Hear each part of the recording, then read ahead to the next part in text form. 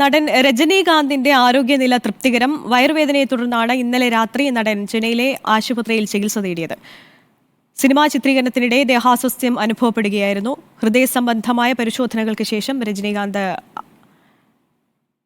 ആശുപത്രി വിട്ടേക്കും. വിവരങ്ങളുമായി AP നദീറയാണ് തത്സമയം നമുക്കൊപ്പം ചേരുന്നത്. Nadeera, good morning. എങ്ങനെയുണ്ട് രജനീകാന്തിന്റെ ആരോഗ്യനില?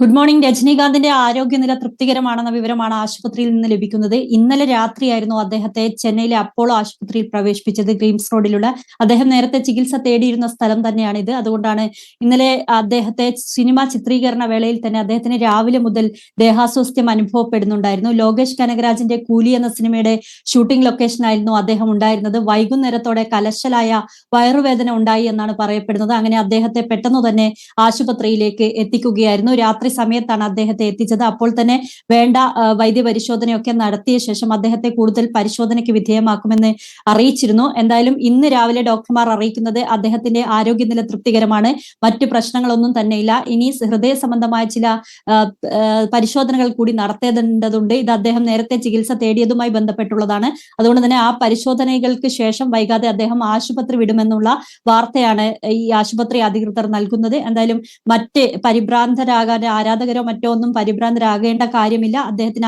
ആ രീതിയിലുള്ള ആരോഗ്യ പ്രശ്നങ്ങളൊന്നുമില്ലെന്ന് ആശുപത്രി വൃത്തങ്ങൾ അറിയിച്ചിട്ടുണ്ട്. അധികം വൈകാതെ രജനീകാന്ത് ആശുപത്രി വിടും.